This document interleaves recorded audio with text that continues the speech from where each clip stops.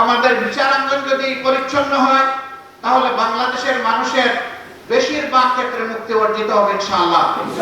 অতএব এই দুই স্তম্ভকে আমাদের শক্তিশালী করতে হবে সকল কিছুর বিনিময়ে। আমাদের আকাশ এখনো কালো মেঘ মুক্ত হয়নি, এখনো বাংলাদেশের আকাশে শকুনের ঘোরাঘুরি চলছে।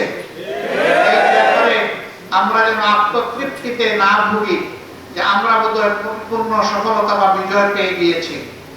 বাংলাদেশের মানুষকে হয়তো আরো অনেক ত্যাগ স্বীকার করতে হবে।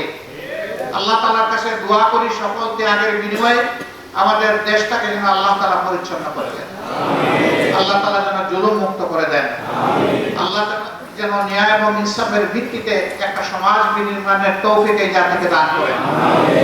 যে দলই ক্ষমতায় আসে তারা যেন এদেশের প্রত্যেকটি মানুষের আমানতের প্রতি সম্মান প্রদর্শন করে। আমাদের যুব সমাজ, ছাত্র, তরুণ এবং সমস্ত মানুষ একটাই স্লোগান তখন বারবার দিচ্ছিল, উই ওয়ান্ট জাস্টিস। এই সামাজিক সুবিচারটা বাংলাদেশের জনগণ একেবারেই পায়নি, বঞ্চিত। সুবিচার যদি প্রতিষ্ঠিত হয় এটা শুধু হাইকোর্ট, সুপ্রিম কোর্টে, জজ কোর্টে হবে না, ম্যাজিস্ট্রেট কোর্টে হবে না, এটা প্রত্যেকটি পরিবার থেকে শুরু করে রাষ্ট্রের সর্বোচ্চ চূড়া পর্যন্ত সুবিচার কায়েম হবে ইনশাআল্লাহ। এই সুবিচার কায়েম না হওয়া পর্যন্ত স্বাধীনতা বারবার অর্জন করলেও তার সার্বভৌম আমাদের পক্ষে সম্ভব হবে না।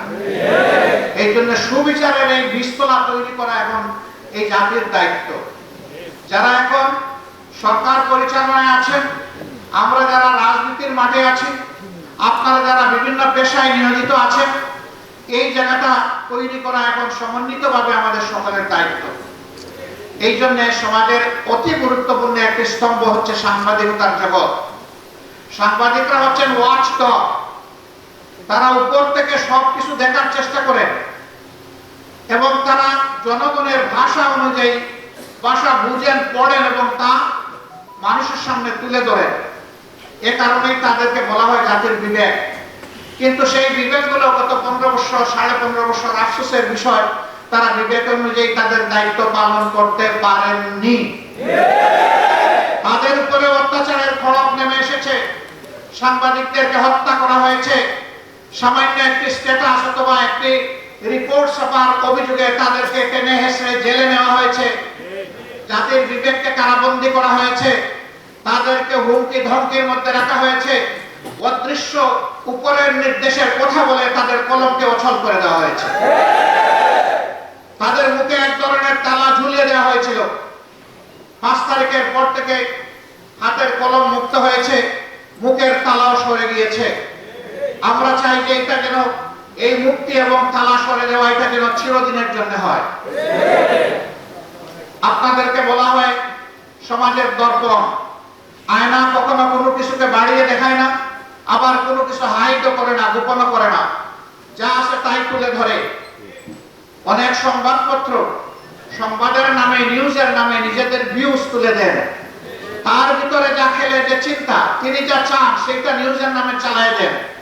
এটা আসলে জনগণের জন্য, সমাজের জন্য কল্যাণকর নয়। আপনি নিউজের জায়গায় নিউজটা দেন, ভিউজের জায়গায় আপনি ভিউজটা লেখেন, তাতে কোনো সমস্যা নেই। জনগণ আপনার ভিউজ যদি কবুল করে আমাদের কোনো আপত্তি নেই। এই জায়গায়ও আমাদেরকে ফেয়ার স্ট্যান্ডার্ড এস্টাবলিশ করতে হবে। এই জায়গাটা যদি পরিচ্ছন্ন হয়, আমাদের বিচারাঙ্গন যদি পরিচ্ছন্ন হয়, তাহলে বাংলাদেশের মানুষের বেশিরভাগ ক্ষেত্রে মুক্তি অর্জিত হবে ইনশাআল্লাহ। অতএব এই দুই স্তম্ভকে আমাদের শক্তিশালী করতে হবে সকল কিছুর বিনিময়ে।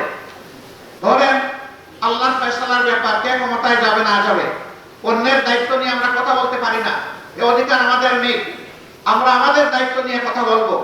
এ কাজের জন্য যদি রাব্বুল আলামিন আমাদেরকে কবুল করেন, জনগণের হাত যদি আমাদের দিকে সম্প্রসারিত হয়, আমরা আপনাদেরকে কথা দিচ্ছি, আমরা আপনাদেরকে আহ্বান জানাচ্ছি, সেই দিন আপনারা যা বুঝেন আপনারা স্পষ্ট কণ্ঠে বলবেন, মুক্ত হাতে লিখবেন, আমাদের তীর্যক সমালোচনা করবেন এবং দেশাত্মবোধ নিয়ে আপনারা সেই সমালোচনা করবেন।